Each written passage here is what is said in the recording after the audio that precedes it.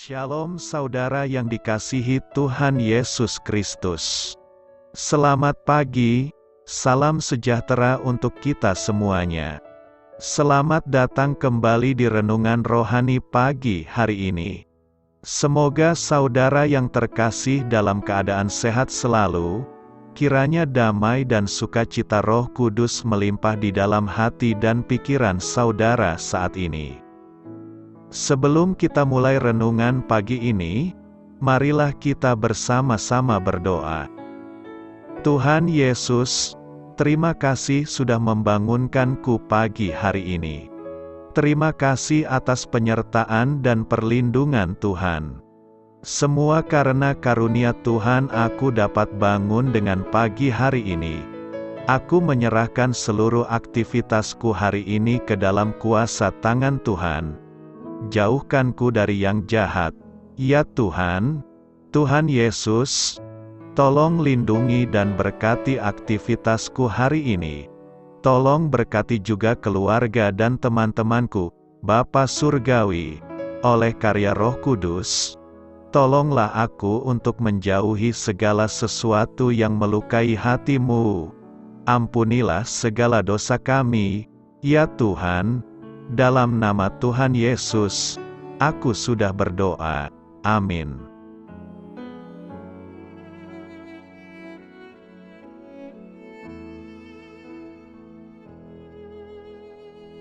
Sahabat Suara Sion, pembacaan ayat emas Alkitab renungan kita hari ini. Nats pilihan kita adalah hidupmu layak di hadapannya serta berkenan kepadanya dalam segala hal, dan kamu memberi buah dalam segala pekerjaan yang baik. Tertulis dalam kitab Kolose 1 ayat 10, bacaan kita terambil dari kitab 2 Timotius 2 ayat 1 sampai dengan ayat 13. Sebab itu, hai anakku, jadilah kuat oleh kasih karunia dalam Kristus Yesus. Apa yang telah engkau dengar daripadaku di depan banyak saksi, percayakanlah itu kepada orang-orang yang dapat dipercayai, yang juga cakap mengajar orang lain. Ikutlah menderita sebagai seorang prajurit yang baik dari Kristus Yesus. Seorang prajurit yang sedang berjuang tidak memusingkan dirinya dengan soal-soal penghidupannya, supaya dengan demikian ia berkenan kepada komandannya. Seorang olahragawan hanya dapat memperoleh mahkota sebagai juara apabila ia bertanding menurut peraturan-peraturan olahraga. Seorang petani yang bekerja keras haruslah yang pertama menikmati hasil usahanya. Perhatikanlah apa yang kukatakan, Tuhan akan memberi kepadamu pengertian dalam segala sesuatu. Ingatlah ini, Yesus Kristus, yang telah bangkit dari antara orang mati, yang telah dilahirkan sebagai keturunan Daud. Itulah yang kuberitakan dalam Injilku. Karena pemberitaan Injil inilah aku menderita, malah dibelenggu seperti seorang penjahat. Tetapi firman Allah tidak terbelenggu. Karena itu aku sabar menanggung semuanya itu bagi orang-orang pilihan Allah, supaya mereka juga mendapat keselamatan dalam Kristus Yesus dengan kemuliaan yang kekal. Benarlah perkataan ini, jika kita mati dengan Dia, kita pun akan hidup dengan Dia. Jika kita bertekun, kita pun akan ikut memerintah dengan Dia. Jika kita menyangkal Dia, Dia pun akan menyangkal kita. Jika kita tidak setia, Dia tetap setia, karena Dia tidak dapat menyangkal dirinya. Terambil dari kitab 2 Timotius 2 ayat 1 sampai dengan ayat 13.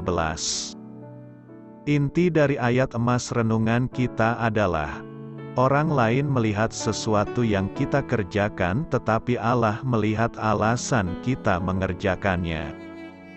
Mari kita mulai renungan kita. Judul renungan kita hari ini adalah motivasi utama. Mari kita mulai kisah inspiratif. Seorang anak yang duduk di bangku kelas 1 tersenyum dengan rasa puas sewaktu menyerahkan hasil tes ejaannya kepada saya. Gurunya memberi tulisan besar di kertas tesnya, 100% bagus. Anak itu berkata, "Saya akan menunjukkan hasil tes ini kepada ayah dan ibu karena saya tahu ini pasti akan membuat mereka senang." Saya melihat ia pulang dengan naik bus. Tak sabar lagi untuk segera melihat bagaimana orang tuanya meluapkan rasa gembira atas prestasi yang telah dicapai oleh anak mereka. Hasrat untuk membuat ayah dan ibunya merasa gembira jelas merupakan satu faktor penting yang memotivasinya dalam kehidupan. Dalam 2 Timotius 2 ayat 3, Paulus menguraikan gambaran tentang seorang prajurit yang melayani dengan penuh pengabdian demi menyenangkan komandannya. Melalui gambaran tersebut, Paulus ingin agar Timotius mengetahui alasan utamanya dalam melayani Allah, bahkan dalam suatu kondisi yang sulit sekalipun. Pengabdian sepenuh hati yang ditandai dengan kerja keras dan perhatian terhadap ketetapan Allah, membawa kemuliaan terbesar bagi Tuhan apabila pengabdian itu berasal dari hati yang berserah dan penuh kasih. Dalam kemanusiaannya, Juru Selamat kita berharap agar kematian keji dan keberadaannya yang akan menjadi korban dosa bagi manusia dapat berlalu darinya. Akan tetapi, dia berdoa, "Jangan kehendakku, melainkan kehendak-Mu lah yang jadi." Motivasi utama yang dimiliki Yesus adalah hasrat untuk menyenangkan Bapanya. Hal inilah yang seharusnya menjadi semangat kita juga. Amin. Marilah kita renungkan di dalam hati kita. Doa saya menyertai saudara sekalian.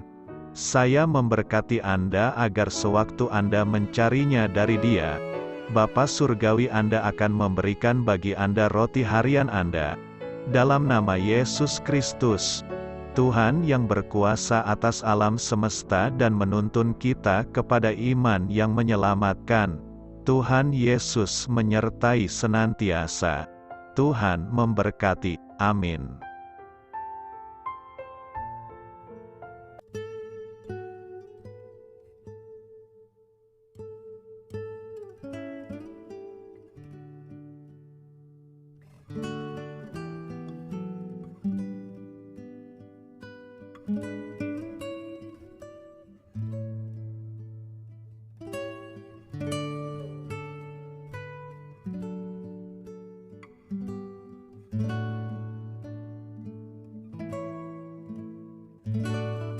Marilah kita renungkan, sahabat pendengar, demikianlah renungan firman Tuhan di pagi hari ini. Semoga menjadi berkat di dalam hidup kita, dan sebelum kita memulai segala aktivitas kita pagi hari ini, marilah kita berdoa. Selamat pagi Bapa, malam hari telah berganti pagi, kehidupan baru telah Engkau berikan kembali bagi kami. Bapa Surgawi, tolonglah aku menyadari kebutuhan orang lain, supaya aku dapat membagikan apa yang telah Engkau berikan kepadaku. Pada saat aku membutuhkan, berilah aku keyakinan bahwa Engkau akan mencukupkanku, melalui orang-orang yang mengasihi-Mu. Bukan karena kami pantas atau layak, namun karena kasih karunia-Mu, kami boleh ada, sebagaimana kami ada di pagi hari ini. Terima kasih Tuhan, atas kesempatan baru yang telah Tuhan berikan kepada kami, untuk bisa memperbaiki diri agar kami bisa lebih layak di hadapan-Mu.